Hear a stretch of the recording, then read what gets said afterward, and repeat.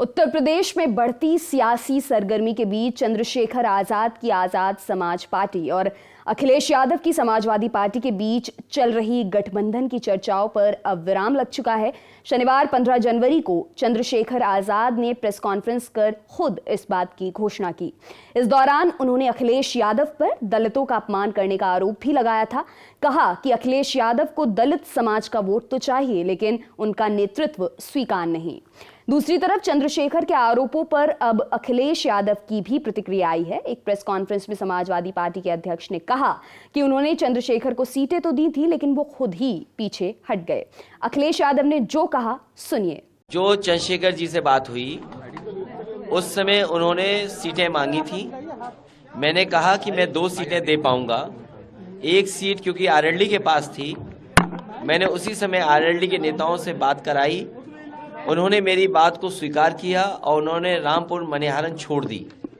उसके बाद मैंने ये सीट उनको दे दी। इसके साथ साथ क्योंकि गाजियाबाद घोषित सीट नहीं थी, उसको भी मैंने उनको दे दी।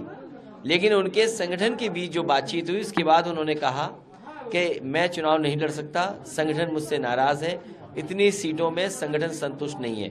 ये बात होकर के वो वापस चले गए। मैंने कहा ठीक है, हम पर इतनी ही सीटें हैं जो मैं दे सकता हूँ और इसके पास हमारे पास सीटें नहीं हैं।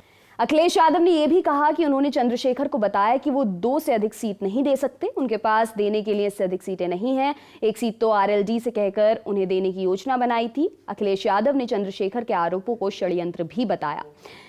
जानते हैं चंद्रशेखर ने क्या कहा था। चंद्रशेखर आजाद ने 15 जनवरी की सुबह प्रेस कॉन्फ्रेंस कर कहा कि उनकी अखिलेश यादव से पिछले 6 महीनों में काफी मुलाकातें हुई हैं। इस बीच सकारात्मक बातें भी हुई, लेकिन अंत समय में उन्हें लगा कि अखिलेश यादव को दलितों की जरूरत नहीं है, वो इस गठबंधन में दलित नेताओं को नहीं चाहते। चंद्रशेखर आजाद ने कहा कि उनका डर ये है कि अगर दलित वोट कर देंगे तो सरकार बनने के बाद वो अपने विषयों पर शायद बात ही ना कर पाएं। भीम आर्मी चीफ चंद्रशेखर आजाद ने अखिलेश यादव पर आरोप लगाया कि उन्होंने बहुजन समाज का अपमान किया है। चंद्रशेखर ने आगे कहा कि उन्होंने बहुत कोशिश की, लेकिन गठबंधन नहीं हो सका।